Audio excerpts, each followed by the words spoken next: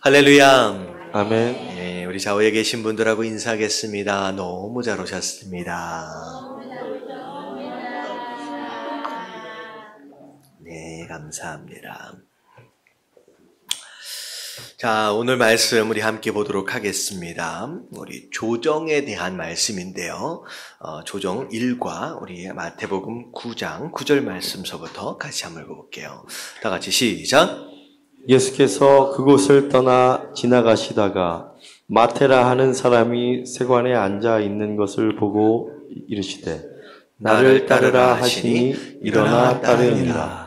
우리가 지난주까지 함께 살펴봤던 내용은 믿음의 갈등에 대한 내용이죠. 하나님께서 우리를 초청하셨을 때 우리의 생각과 하나님의 생각이 다르다라고 하는 것을 경험하면서 갈등이 시작하게 된다는 거예요.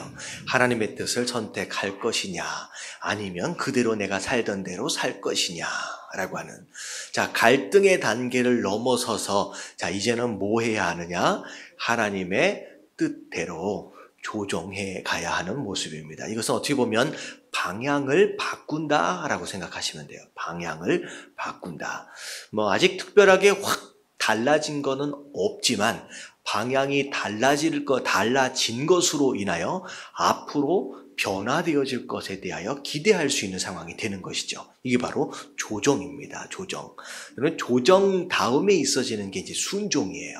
방향이 바뀌어지는 게 조정이고요. 그리고 바뀌어진 방향대로 움직여가는 것이 순종이다라고 개념을 좀 정리하시면 좋을 것 같아요. 자, 그래서 방금 읽어본 말씀을 보면 마태라고 하는 사람이 있었는데, 자, 이 사람이 직업이 무엇이었느냐? 세관이었어요. 세관. 예수님께서 뭐라고 말씀하시냐? 나를 따르라 말씀하셨죠. 자, 세관이었던 마태는 원래 자기의 계획과 자기의 인생은 뭐 하며 사는 거예요? 그냥 세관의 자리에서 세리의 역할로 살아가는 것이 그가 원래 생각했던 삶의 모습입니다. 근데 예수님이 따라오라 라고 말씀하시는 것으로 말미암아 그동안 가지고 있던 뭐까지도 조정했어요? 직업까지도 조정했다는 거죠. 결국은 직업 자체를 버리기로 결단한 이 순간, 이게 바로 어찌 보면 하나님의 부르심에 대한 믿음의 갈등을 넘어선 조정의 모습이다라고 생각할 수 있을 것 같습니다. 자, 그래서 오늘 주제 내용이 뭐냐면, 자, 당신이 있던 그 자리에 그냥 계속 머물러 있으면서 하나님과 동행할 수는 있어요, 없어요? 없다는 거예요. 정말로 하나님과 동행하길 원한다라고 한다면 일단 내가 현재 있던 자리에서 뭐 해야 된다? 떠나는 시도가 있어요. 그게 바로 조정의 모습입니다. 자, 그래서 조정은 뭐다? 필수입니다. 조정을 경험하지 않고 순종도 있어질 수 없고요. 하나님과 동행하는 것들조차도 기대하기 어렵다라는 것이죠. 자, 밑에 같이 한번 읽어볼게요. 우리는 시작. 우리는 하나님이 우리에게 말씀으로 어떤 과제를 주시기를 원합니다. 그러면서도 우리 인생의 획기적인 조정을 하는 데는 관심이 없습니다. 무슨 얘기냐? 하나님 말씀하여 주시옵소서, 하나님 응답하여 주시옵소서. 하나님께서 나에게 뭔가를 해주시길 원하고는 있지만 무엇에 대해서는 무관심해요. 내가 내 삶에 대해서 큰 획기적인 조정을 해야만 할 수도 있다라고 하는 거에 대해서는 염두에 두지 않고 있다는 거죠. 대부분의 많은 사람은 그냥 내가 있는 그 자리, 그냥 그 자리에서 하나님께서 뭐 해주시면 좋을 것 같아요. 그냥 내가 필요한 것들만 더 채워주시기만을 바란다는 거죠. 근데 그런 일은 없다는 거예요. 그런 일은 없다는 거예요. 그래서 자, 성경을 보면 하나님께서 어떤 사람에게 말씀하시고 그를 통하여 하시고자 하시는 일을 말씀하실 때, 자, 어떤 일이 일어났어요? 획기적인 조정은 언제나 필수였다는 거죠. 큰 변화들이 그 인생 가운데 있어졌다라는 거죠. 심지어는 그냥 간단히 얘기하면 부르시는 그 순간 뭐 먼저 시작하는 경우가 있냐면 이사부터 시작해요. 여러분 성경을 잘 들여다보면 거의 대부분 부르시는 순간 이사부터 시작하는 경우가 많습니다. 내가 가장 익숙해 있는 장소, 가장 오랫동안 머물러 있던 장소, 내가 가장 안전하다라고 생각하는 장소, 내가 지금까지 의지했던 그런 장소를 하나님께서는 떠나도록 하시는 것에서부터 그분의 일을 시작하는 경우가 많다는 거죠. 그래서 나중에 가면 좀 설명을 좀 드릴게요. 그 인생을 하나님께서 조정해야만 하는 것이죠. 자, 조정이 끝난 뒤에야 하나님은 그 사람을 통해서 자신의 목적을 성취하셨습니다.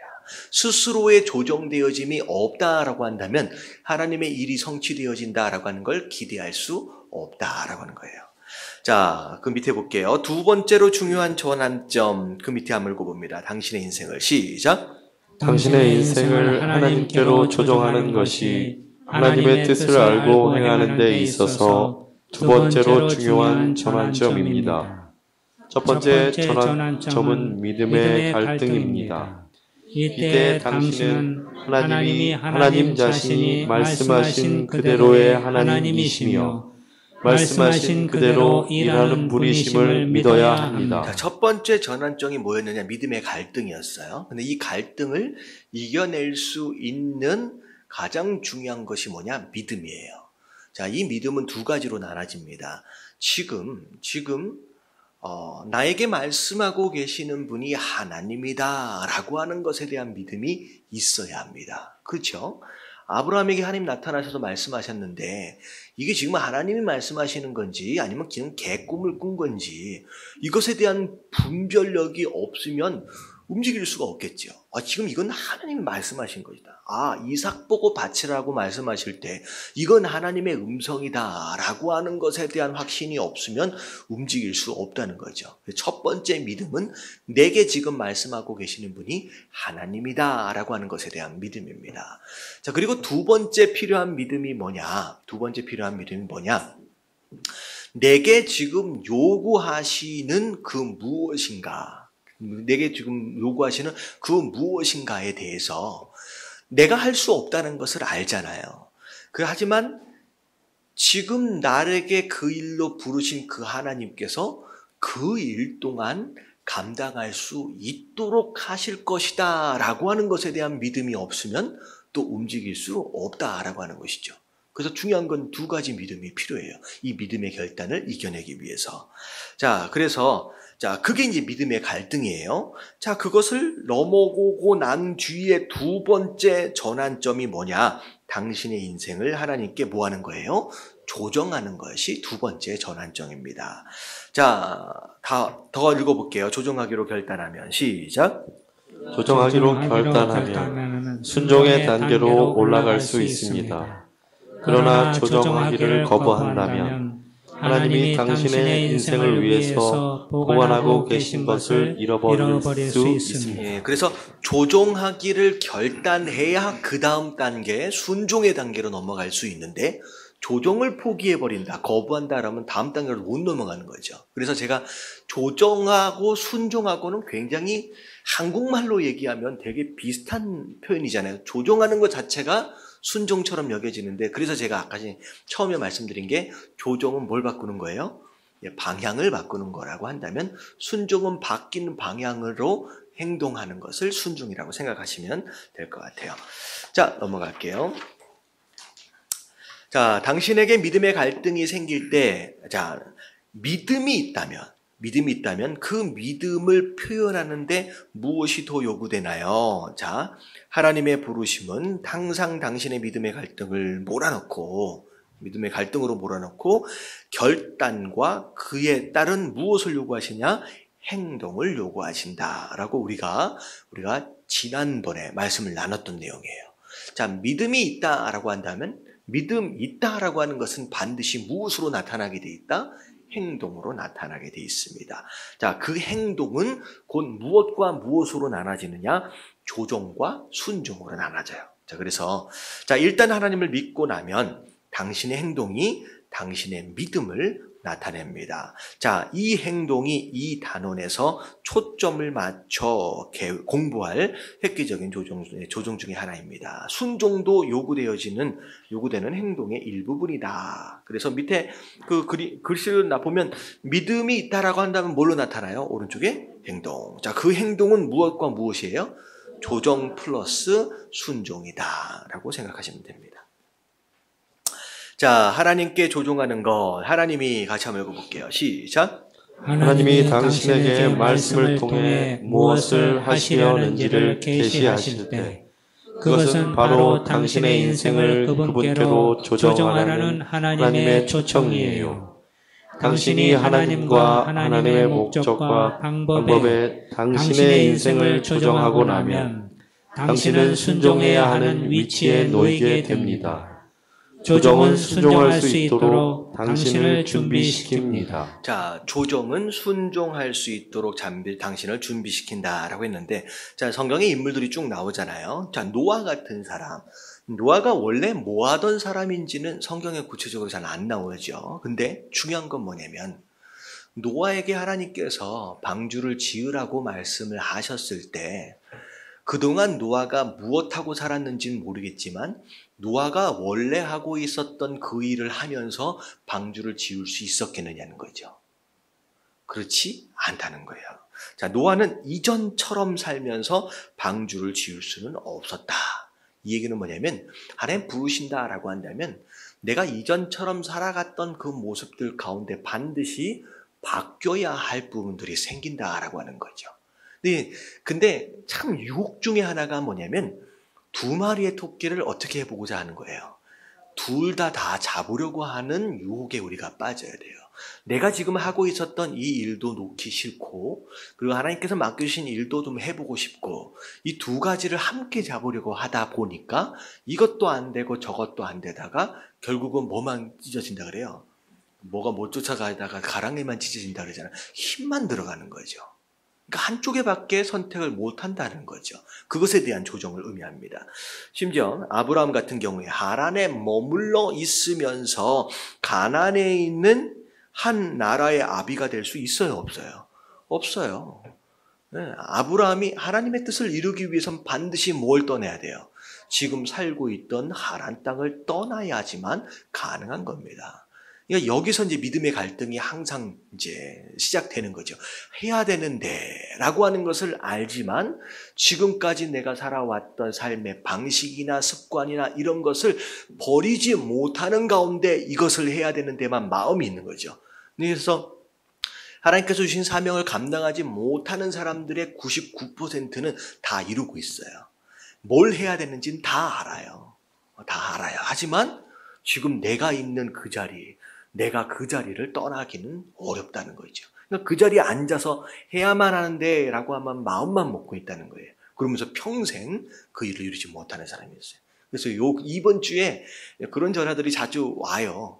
목사님, 제가 아직 고민하고 있습니다. 뭐에 대한 고민이에요? 수련회를 가느냐 안 가느냐 고민하고 있다는 거예요. 그러면 가게 되면 뭐가 어찌고 저찌고. 그러니까 그것에 대한 조정이 없으면 절대로 못 가는 거예요. 내가 살던 대로 여태껏 하던 대로 그대로 하면서 수련회를 가보겠다. 여러분 1박 2일도 시간을 못 내는 거예요. 1박 2일 시간을 못 낸다라고 한다면 여러분 무슨 일에 순종을 하겠다라고 하는 거예요. 그걸 보면 아는 거예요. 하나님, 제가 헌신되어져서 선교를 가겠습니다. 뭘 어떻게 하겠습니다. 뭐 기도할 때는 별의별 이야기와 별의별 결단들을 많이 하잖아요. 여러분 1박 2일 여러분 가서 선교하라는 얘기도 아니고 가서 뭐 하라는 얘기예요. 그냥 가서 놀자는 얘기잖아요. 놀자? 그건 아니죠. 가서 세미나 참석하고 뭐 일하러 가는 것도 아니잖아요. 이게 뭐예요? 피플 퍼즐 풀러 가는 거잖아요. 조차고 가는 건데 여러분 어디 가서 뭐 탄광촌에 가가지고 뭐 하자 그런 것도 아니고 그럼 진짜 그런 일이 생겼다라고 한다면 아무도 못 가는 거예요. 요거 하나 1박 2일 가는 것도 막 마음의 결단을 못해. 여러분 이게 바로 이런 내용들이에요. 조종하지 않으면 아무것도 못해요. 조종하지 않으면. 그러니까 아브라함도 마찬가지예요. 이사해야 돼요. 멀리 계신 분은 빨리 이사하시기 바랍니다. 우리 오 목사님 집 내놨대요. 집 내놨대요. 여기 와서 막 섬기려고 하다 보니까 너무 멀어. 사실 너무 멀다는 것도 별로 안 멀어요. 별로 안 멀어요. 이거 광명시에 비하면 우리 장로님들 어디 가서 우리 교회에서는 어디 가서 뭐 집이 멉니다라는 소리를 잘 못할 것 같아. 자, 모세. 자, 사막의 후미진 곳에 머물러 있으면서 양치고 있으면서 이스라엘을 인도하는 인도자가 어떻게 될 수 있겠느냐는 거죠. 그 장소를 떠나야 돼요. 살고 있는 패턴을 내려놔야 뭐라도 될 수 있다는 겁니다. 자, 다윗 왕, 아버지의 양 치고 있었잖아요.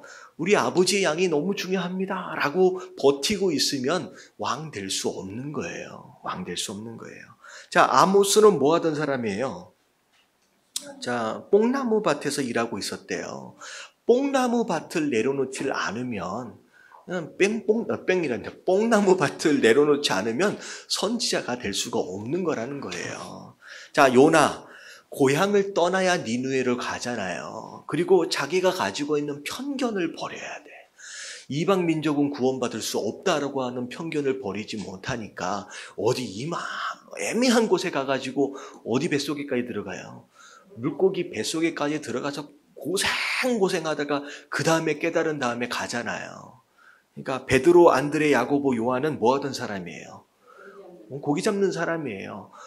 고기 잡는 거 배를 버리고 그물을 버려두지 않으면 예수님 따라갈 수 없다라고 하는 거죠. 아까 맨 처음 시작된 대로 마태는 세관이었습니다. 여러분, 세관이라고 하는 이 자리는 여러분 돈 주고 사는 자리예요. 여러분 굉장히 비쌉니다. 왜냐하면 세관이, 그 당시에 세관은 하는 일이 뭐냐면 오늘날의 뭐 텍스 컬렉터나 뭐 이런 식의 의미가 아니죠. 이스라엘로부터 세금을 걷어서 누구한테 갖다 줘요? 로마 정부에 갖다 바치는 거예요. 어떻게 보면 그 매국노 같은 어떤 그런 모습인데 아주 장사가 잘 됩니다. 왜냐하면 해당되어지는 구역 안에 정해진 세금이 있어요. 자, 이 구역 안에서 너는 얼마만큼의 세금을 걷어서 우리한테 바쳐라. 근데 얼마를 걷는 건 물어보지 않아요. 얼마만 바치면 된다라고 얘기를 해요. 그러면 어떻게 되냐면 100만 원만 갖다가 바치면 되는데 얼마를 걷느냐? 200만 원, 300만 원 걷어도 상관없어요. 그냥 100만 원만 받아서 로마 정부에 넘겨주면 나머지는 다 누구 거예요? 지 거예요. 그렇기 때문에 굉장히 남는 게 많습니다. 그렇기 때문에 이 자리는 돈을 주고 사는 자리예요. 그러니까 결국은 돈을 중요하게 생각하는 사람, 돈 주고 산 자리이기 때문에 이 자리는 그냥 내놓고 나올 수 있는 자리가 아니죠. 어찌 보면 이 자리를 누구한테 팔까라고 팔아야 되는 자리인데 그냥 이 마태는 그냥 내려놓고 예수님을 따른 겁니다. 이게 다시 말하면 조정한다라고 하는 것은 적당히 10 정도를 얻으면서 살다가 한 1 정도 양보하면 되겠지라고 하는 수준이 아니라 뭘 포기하는 거예요? 10 정도 벌고 살다가 10을 다 내려놓고 포기하고 나오는 거예요. 뭘 믿고? 하나님께서 내가 필요한 것들을 알아서 채워주실 것이다 라고 하는 것을 믿고 10을 다 내려놓고 던져버리고 나오는 거예요. 그러니까 굉장히 큰 손해를 볼 수 있습니다. 자, 사울 같은 사람. 자, 사울은 이방인에게 복음을 전하고 하나님께 쓰임받기 위하여 그의 삶의 전체적인 방향을 완전히 바꿔버렸습니다. 바리새인으로서의 삶을 포기했고요. 어찌 보면 그 당시 유대인들에게 있어서 가장 중요하다라고 생각할 수 있는 랍비로서의 굉장히 중요한 위치까지를 다 포기하고 그리고 예수 그리스도를 따랐다라는 거죠. 근데 사실은 제자들은 눈에 보이는 예수 그리스도를 그래도 따랐잖아요. 바울은 눈에 보여요, 안 보여요? 보이지 않는 예수 그리스도를 결단함으로 따랐던 사람입니다. 그래서 하나님의 계시는 당신의 인생을 그분께로 조정하라는 하나님의 초청입니다. 그래서 밑에 한번 읽어볼게요. 획기적인 변화. 시작. 획기적인 변화와 조정이 있어야 했습니다. 어떤 이들은 가족과 조국을 떠나야 했어요. 어떤 이들은 편견을 버리고 선호하던 것을 바꾸어야 했어요. 모든 것을 하나님께 맡기고 전 인생을 조정해야 했어요. 필수적인 조정이 완료되었을 때 하나님은 그들을 통해서 자신의 목적을 성취해 나가기 시작하셨어요. 그러나 각 사람은 하나님께로 그들의 인생을 조정하는 것이 그들이 지불한 대가보다 훨씬 더 값진 것임을 배웠습니다. 네. 그래서 변화한다, 조정한다라고 하는 것은 굉장히 큰 조정에 대한 각오를 해야 된다라고 하는 것입니다. 그래서 우리가 생각해보고 고민해보고 라고 하는 과정을 거치면 거칠수록 결단하기는 정말로 어려워지는 거예요. 그래서 저는 그렇게 생각합니다. 교회 안에서 이제 수요 예배든 금요 예배든 뭐 주일 예배든 이런 거예요. 내가 수요 예배를 가느냐, 금요 예배를 가느냐, 수련회를 가느냐, 뭐 하느냐. 여러분 이런 거에 대해서 고민하지 마세요. 하자라고 하면 그냥 뭐 하면 돼요, 그냥 하면 되는 거예요. 고민하기 시작하면요, 이 갈등의 시간들이 길어질 수밖에 없어요. 근데 결단하는 순간 돼요, 안 돼요? 돼요. 정말로 이걸 어떻게 하지? 라고 고민했을 수 있는, 과거는 그렇게 했었는데 당연히 해야지 라고 결단해버리는 순간 사실은 또 이게 되네, 그렇게 어렵지 않네 라고 하는 것을 느끼게 됩니다. 그렇잖아요. 별로 동의를 안 해주시는데. 자, 밑에를 내려가면, 자, 이제 복습하도록 하겠습니다. 자, 5번과 6번 쭉 내려가서 5번과 6번 가운데 빈칸을 한번 채워보도록 할게요. 다 같이 시작. 하나님의 부르심은 항상 당신을 어디의 갈등으로? 믿음의 갈등으로 몰아넣고, 자, 몰아넣고 그에 따른 뭘 요구하신다? 행동을 요구하십니다. 자, 그건 앞에 나왔던 내용입니다. 자, 6번에 보니까, 자, 다 같이 시작. 당신은 하나님의 역사에 참여하기 위해서 당신의 인생을 하나님의 뜻에 맞게 조정해야 합니다.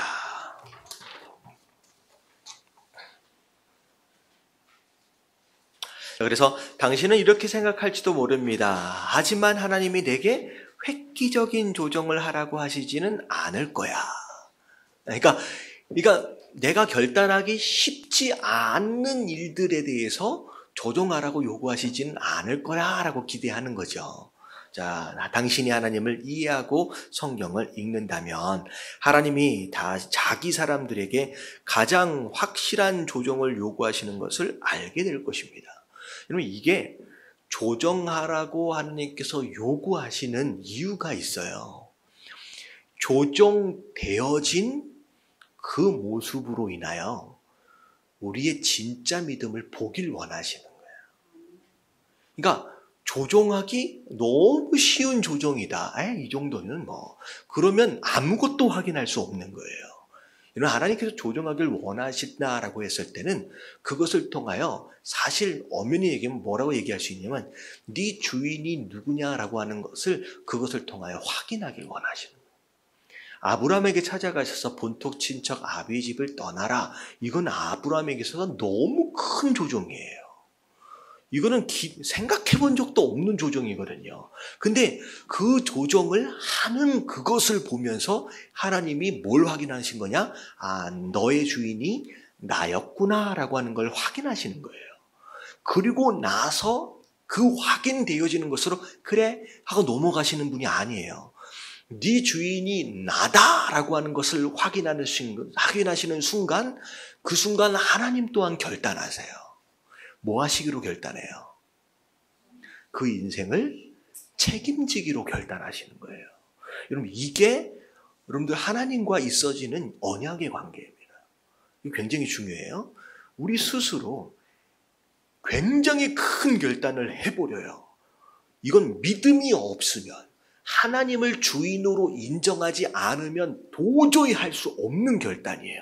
그것을 통하여 하나님은 뭘 확인하시냐? 그 안에 네가 나를 진짜 주인으로 믿고 있구나 라고 하는 걸 확인하시고, 그러고 난 다음에 하나님은 뭐 하신다? 주인 되셨잖아요. 그렇기 때문에 그 인생을 평생 책임지시기로 그분 스스로 결단해 주시는 거예요. 그래서 무슨 일이 벌어지느냐? 결단하고 난 후에 있어지는 아브라함의 모든 실수를 누가 책임지세요? 하나님이 모두 책임지시는 거예요. 믿음이 중간에 약해져서 애굽으로 내려가요. 심지어 자기 마누라를 뭐라고 불러요? 자기 목숨 살아보려고 누이라고 부르라고 해서, 여러분 이 사건이 한 번, 아브라함 인생에 한 번 있는 게 아니에요. 2번이나 해요. 여러분 그 아내 된 입장에서 그런 남편 데리고 산다라고 한다면 얼마나 열받겠어요. 지가 조금만 위험해지면 누이라고 하라. 그러니까 누이라고 거짓말 시킨 것으로 지나지 않고 어떻게 돼요? 끌려가잖아요. 애굽한테 끌려가 버리잖아요. 왕한테. 그런 일들을 경험함에도 불구하고 하나님이 이렇게 얘기하면 안 되지.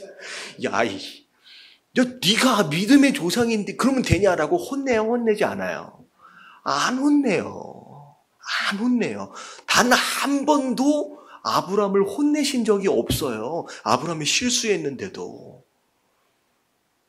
하나님 뭐 하시기로 작정했기 때문에.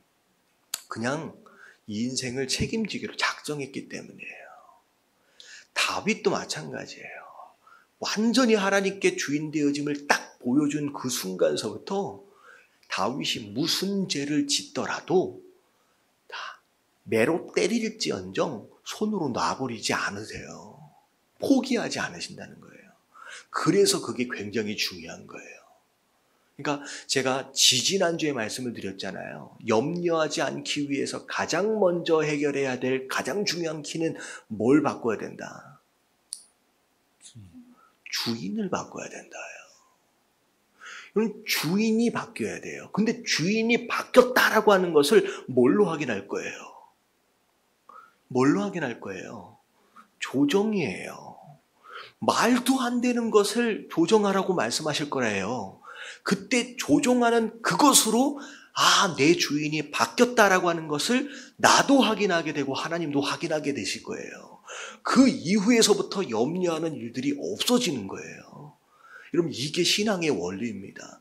주인 되어짐이 바뀌지 않으면 계속 그 인생은 고민하는 인생으로 그냥 계속 가는 거예요. 여러분 이 키를 빨리 열어버리시길 주님의 이름으로 축원합니다. 자, 그래서 심지어 누구까지도 엄청난 조종을 하셨느냐? 예수님까지도예요. 예수님이 우리 인생들을 구원하실 구원자가 되겠다. 사명을 받은 거잖아요. 순종하신 거잖아요. 근데 그 순종을 하기 위해서 예수님은 어떤 결정을, 어떤 조종을 하셔야 되느냐? 그럼 그 십자가는 어디서 지셔야 돼요?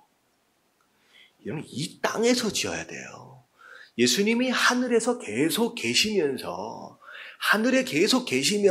내가 구원자가 되겠다, 십자가를 지겠다 말이 돼요, 안 돼요? 안 되는 거예요. 예수님이 뭘 결정하셨느냐? 예수님도 이사를 하셨다니까요. 땅으로 이사하셨어요. 땅에 잠깐 오신 게 아니라 몇 년 사셨어요. 33년을 사시러 오신 거예요. 그러니까 오는 거예요. 예수님마저도 조종하셨기 때문에 그 조종으로 인하여 순종할 수 있는 기회가 와지는 거죠. 순종하겠습니다. 말로는 하는데 조종을 안 하니까 순종할 수 있는 그 다음 단계로 안 가는 거예요. 순종하겠습니다. 뭐에 순종할지 알아요, 몰라요? 여러분 조종하기 전에는 뭐에 순종할지 모르는 거예요. 조종을 한 다음에야 뭐에 순종해야 될지가 보여요. 근데 우리가 뭐 말씀을 들을 때 순종해야지. 설교를 들을 때 순종해야지. 근데 뭐에 어떻게 순종해야 될지 굉장히 추상적이에요. 그런 이유가 뭐냐면 아직 내가 뭐 하지 않았기 때문에 조종하지 않았으니까 뭐에 순종할지가 보이지가 않는 거죠. 자, 그래서 밑에 보니까 심지어 예수님까지도 획기적인 정말로 큰 조종을 하셨습니다. 하늘에서부터 이 땅으로 그의 삶을 이전해 오신 거예요. 자, 밑에 한번 읽어볼게요. 예수님을 따르기를 원한다면 시작. 예수님을 따르기를 원하면 당신은 삶의 주요한 조정을 해야만 합니다. 하나님이 말씀하신 것을 순종하기 위해 조정을 하기 전에는 하나님께 쓰임을 받을 수가 없어요. 하나님을 따르는데 가장 큰 어려움은 조정의 순간에 올 수 있어요. 어쩌면 순종보다 더 어려운 게 뭐예요? 조정일 수 있다는 거예요. 우리의 삶의 방향을 바꾸는 거. 자, 뭐 순종의 일환이라고 얘기할 수도 있지만 조정이 되어질 수 있을 때 그때 순종의 길이 열립니다.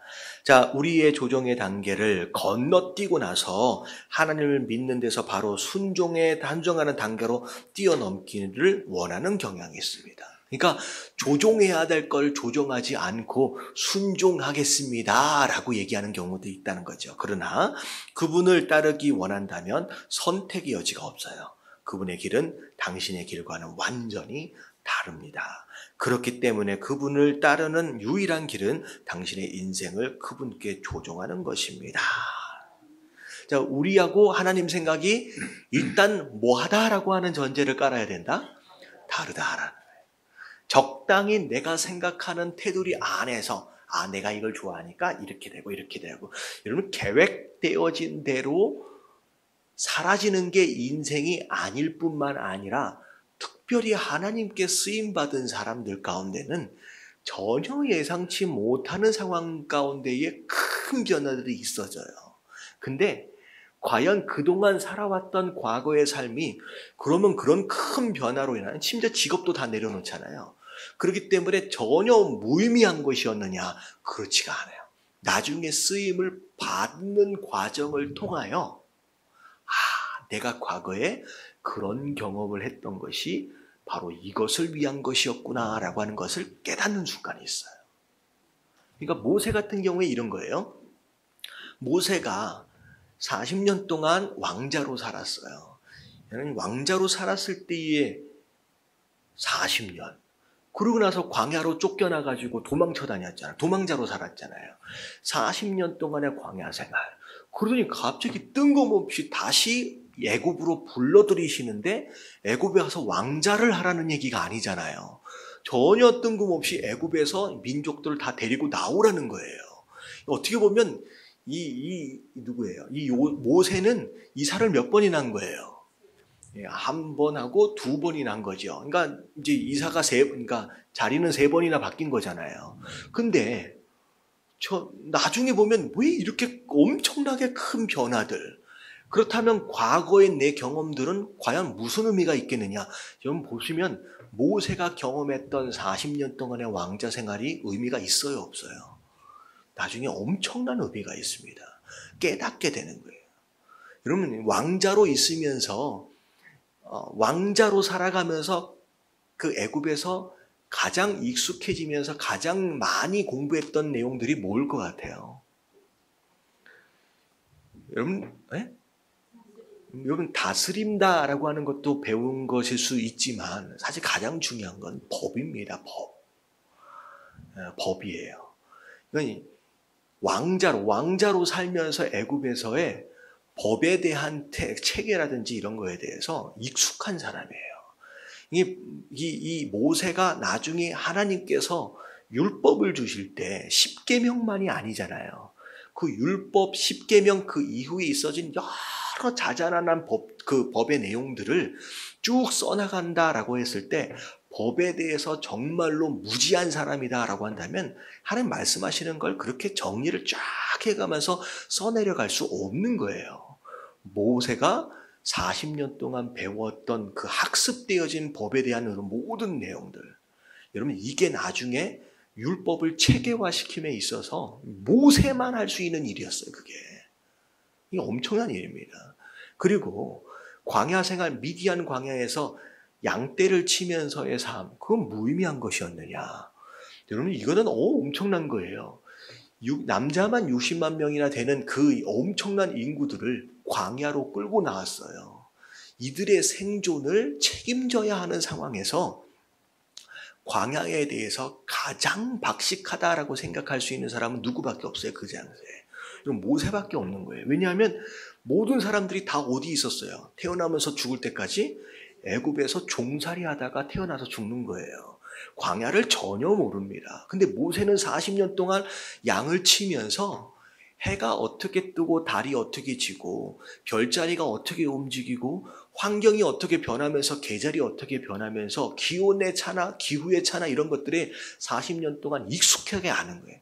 광야에서 그 많은 사람들을 끌고 나와가지고 모세가 그것에 대한 지식이 전혀 없다라고 한다면 이 사람들을 어떻게 책임지겠냐는 거예요. 모세만큼 광야 박사가 없는 거예요. 생각해보면 야 어떻게 뜬금없이 여기서 여기로 옮기고 여기서 여기로 옮기고 이게 말이 되느냐. 그러면 근데 그 과거의 경험들이 엄청난 역할들로 쓰임 받는 거예요. 또 대표적인 예가 또 누구예요?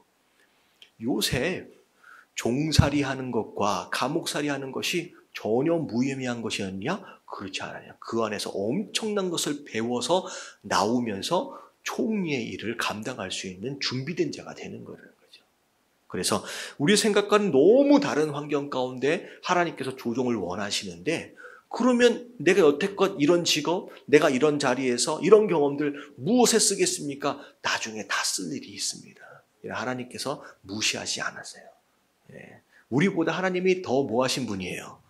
여러분 더 똑똑하신 분이에요.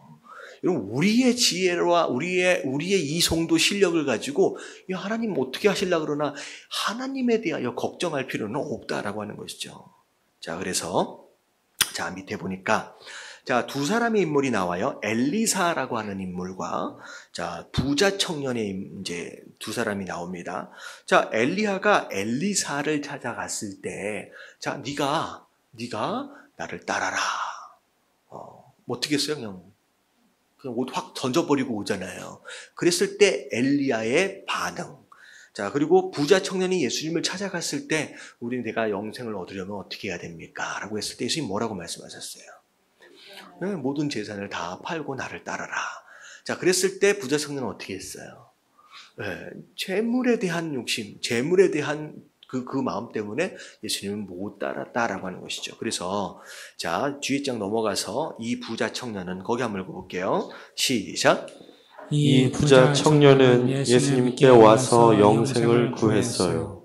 예수님은 사람이 하나님을 온전히 사랑하면서 동시에 돈을 사랑할 수 없다는 것을 아셨어요. 그래서 예수님은 그의 신이 되어버린 재산을 버리라고 요구하셨어요. 젊은 청년은 돈을 사랑했기 때문에 우상 숭배자가 되었어요. 그는 필요한 조정을 거절했기 때문에 영생을 맛볼 기회를 놓쳐버린 것이지요. 네, 그래서 조종할 수 있는 기회를 예수님이 주신 거예요. 자, 그 조종으로 말미암아 네가 돈을 선택할 것이냐 아니면 나를 선택할 것이냐. 그랬을 때 이 부자 청년은 돈을 선택한 것으로 말미암아 예수님을 따라갈 수 없었던 거다라는 거죠. 자, 그것으로 이 사람이 누굴 주인으로 섬기느냐라고 하는 것을 확인되어 버린 거예요. 이 사람은 하나님이나 예수님이 주인이 아니라 누가 주인이에요? 돈이 주인이었던 거예요. 자, 그리고 반면 엘리사는 자, 한번 읽어볼게요. 반면에 시작. 반면에 엘리사는 아주 다른 반응을 보였어요. 그는 하나님의 부르심에 응하기 위해서 가족과 직업을 버리고 떠나야 했어요. 당신은 지나온 다리를 불태운다 는 말을 들은 적이 있을 것입니다. 엘리사는 그의 농기구를 불태우고 24마리의 소를 버렸어요. 그리고 2마리의 소를 잡아 요리해서 온 동네 사람들을 먹였습니다. 그는 돌아오지 않을 작정이었지요. 자, 이게 굉장히 중요해요. 엘리사는 그냥 놓고 떠나면 나중에 힘들고 어려워지면 어떻게 할 것 같은 거예요? 다시 돌아올 수도 있다는 생각이 드는 거예요. 집에 남겨온 소가 있었는데, 집에 남겨온 밭이 있었는데, 근데 아예 어떻게 했어요? 그 소를 잡아서 잔치를 벌여서 다 먹여버리고 그냥 버린 거예요. 다시 돌아올 생각을 하지 않았다라고 하는 것이죠. 어찌 보면 조종함에 있어서 하나님께서 의도적으로 이런 상황을 만드시기도 하시지만 스스로 이런 결단들을 통하여 조정하는 경우들이 많이 있습니다. 출애굽기에 보면 이스라엘 백성들이 홍해를 건넜을 때의 모습이 바로 이런 모습이에요. 홍해를 건널 때 어떻게 건너요? 그냥 자기네들만 건너고 끝난 게 아니라 자기네들이 건너고 난 뒤에 그 뒤에 누가? 애굽과 애굽 군사들이 다 수장되어지게 됩니다. 일부러 그런 사건을 만드신 이유가 뭐냐? 그냥 건너기만 해도 됐는데 그럼 다시 돌아갈 기회를 주지 않는 거예요. 그럼에도 불구하고 광에서 그 가데스 바네아에서나 뭐 사람들이 뭐라 그래요? 차라리 애굽에서 있었더라며 하고 돌아가길 바란다는 거죠. 근데 지금 돌아갈 수 있어요, 없어요? 그럼 돌아가면 죽습니다. 왜냐하면 그 많은 애굽 군병들을 다 죽이고서 갔기 때문에 돌아갈 수가 없어요. 그래서 하나님께서 의도적으로 애굽 병사들을 그렇게 죽게 되는 상황들을 만드신 거예요. 돌아가지 못하도록. 그래서 우리가 하나님 앞에 우리의 삶을 조종한다라고 했을 때 우리의 연약함으로 인하여 다시 돌아갈 수 있다라고 하는 것에 대한 생각으로 인해서 오히려 미리 그것을 이제 이렇게 이제 막으려 하는 어떤 이런 시도들도 중요한 것일 수 있다는 거죠. 자, 그래서 그가 필요한 조정을 했을 때 비로소 하나님께 순종하는 단계에 이른 것입니다. 그 결과 하나님은 엘리사를 통해 구약에 기록된 가장 위대한 기사와 기적들을 행하게 하셨다. 그러니까 엘리야 다음에 엘리사잖아요. 이 엘리사는 엘리야가 행했던 기적의 몇 배를 받았어요? 갑절의 능력을 받았어요. 그러니까 구약에서 가장 능력이 있었던 선지자가 누구냐라고 한다면 엘리사입니다. 그렇게 축복을 받은 거죠. 엘리사는 부르심을 받은 초기에 조종을 해야만 했습니다. 그가 조종하기 전까지 그 하나님은 그를 통해 기적을 베푸실 수 없어요. 조종하기 전에는 아무것도 시작할 수 없다는 거죠. 자, 밑에 한번 읽어볼게요. 하나님께 시작. 하나님께 온전히 바치고 조정하고 순종하는 단 한 사람의 인생을 통해서 하나님이 하실 수 있는 모든 일을 다 열거할 수 있는 사람은 아무도 없습니다. 네. 많은 사람들이 이 조정하는 것을 스킵하려고 애를 쓰는 것으로 말미암아 순종의 단계까지 넘어가지 못하고 그냥 홀드 되어져 있는 상태로 사는 경우들이 많이 있습니다. 그래서 자, 밑에 맨 마지막 줄에 보면 자, 순종과 조정과 믿음 이 세 가지가 있는데 1, 2, 3번을 순서대로 매겨본다면 뭐가 먼저예요? 예, 믿음이 먼저죠. 자, 믿음이 있으면 뭐 할 수 있어요? 그 다음에 조종할 수 있어요. 그럼 조종을 한 다음에 뭐 할 기회가 와요? 순종할 수 있는 기회가 오는 것입니다. 자, 그래서 마지막 하나님이 그분의 일을 참여하라고 당신을 부르실 때 자, 그 임무는 시작. 그 임무는 하나님의 차원의 것이기 때문에 당신은 믿음의 갈등에 부딪히게 될 것입니다. 당신의 반응은 우선 믿음을 요합니다. 믿음은 행동을 통해서 표현될 것입니다. 행동의 첫 걸음은 당신의 인생을 하나님께로 조정하는 것입니다. 두 번째는 하나님이 명령하신 것에 순종하는 것입니다. 그러므로 답은 믿음, 조정, 순종의 순서입니다. 네, 그래서 진짜 믿음이 있다라고 한다면 조종하는 것으로 인하여 순종할 수 있는 단계로 넘어가는 거죠. 그래서 혹시 뭐 여기 셀 리더 되신 분들도 좀 있고 이제 하시니까 아직 이번 주 수련회 아직 셀 멤버들 가운데 조정하지 못하고 갈등하고 계시는 분들이 있으면 권면해 주세요. 그래서 이 힘든 걸 결단하는 게 그게 순종이다. 한번 조정해서 한번 가보자. 조종하는 것이 없이 순종할 수 있는 건 아무것도 없다라고 얘기하면서 권면해 주십시오. 아직도 막 마음에 갈까 말까 막 그런 사람들이 있어요. 그리고 또 어떤 사람은 야 누구 집사가 가면 나도 갈 건데 하면서 그 관계에 매여 가지고 그런 사람들도 있거든요. 그래서 사실 지금 저희가 이제 교육자들 같이 합해서 보면 한 50명 정도가 지금 어른들만 50명 정도 이동을 하게 되는 것 같아요. 어떻게 보면 예담교회 역사상 이렇게 많이 이동하는 경우는 거의 없는 것 같습니다. 실제로 또 교육부가 10명이 넘게 이제 참여하는 상황 가운데 있는데 거의 제 생각에 보면 거의 80% 이상이 다 가는 분위기예요. 지금 그런 상황 가운데서 여러분들 아직 결단하지 못하고 있는 누군가가 있다라고 한다면 결단할 수 있도록 도와주세요. 내일 모레거든요. 그러니까 오늘 내일은 여러분들 좀 전화를 좀 해주시면 좋을 것 같아요. 야, 이건 뭐 가는데 한번 같이 가자. 그리고 사실 하루 갔다 오는 거예요. 1박 2일이지만 그 금요일 날 저녁에 가잖아요. 그리고 토요일 날 한 3, 4시에 끝나요. 어떻게 보면 24시간도 아닌 거예요. 그러니까 정말로 짧게 갔다 짧게 올 수밖에 없는 스케줄이니까 그리고 제가 이제 결정한 것도 되게 가깝잖아요. 여기 30분, 40분 거리밖에 안 돼요. 요즘에는 거리가 멀으면 이동하기가 어려우니까 야, 가까운데 좀 가자라고 권면해 주시게 되길 주님의 이름으로 축원합니다. 예. 그래서 다 가면 너무 좋을 것 같은데. 자, 1번서부터 같이 정리하겠습니다. 시작. 하나님이 말씀을 통해 자신의 일을 드러내시는 것은 나의 인생을 그분께로 조정하라는 하나님의 초청이다. 네, 2번. 조정을 통해 나는 순종을 준비한다. 조정 다음에 순종이에요. 3번. 시작. 내가 있던 곳에 계속 머물러 있으면서 하나님과 동행할 수는 없다. 네, 하던 대로 살면서 하나님과 동행한다. 그건 있을 수가 없어요. 4번. 시작. 하나님을 따르는 데 있어서 가장 큰 어려움은 조정의 단계에서 올 수 있다. 네, 어쩌면 순종보다 뭐가 더 어려워요? 그럼 조정이 더 어려운 겁니다. 조정이 되어지게 되면 그 다음에는 순종으로 자연스럽게 나타나는 거죠. 그래서 가장 어려운 게 조정이에요. 자, 5번 시작. 하나님께 온전히 바치고 조정하고 순종하는 단 한 사람의 인생을 통해서 하나님이 하실 수 있는 모든 일을 다 열거할 수 없다. 예, 이 얘기는 뭐냐면 어쩌면 조정하는 사람이 부름을 받은 사람들 가운데 많다는 거예요? 적다는 거예요? 극히 일부입니다. 극히 일부예요. 그래서 제가 무슨 설명까지로 드렸느냐면 과연 믿음의 조상으로서 하나님께서 아브라함만 부르셨겠느냐라는 그런 생각을 해봐요. 성경에는 아브라함만 부르셨고 아브라함만 반응했잖아요.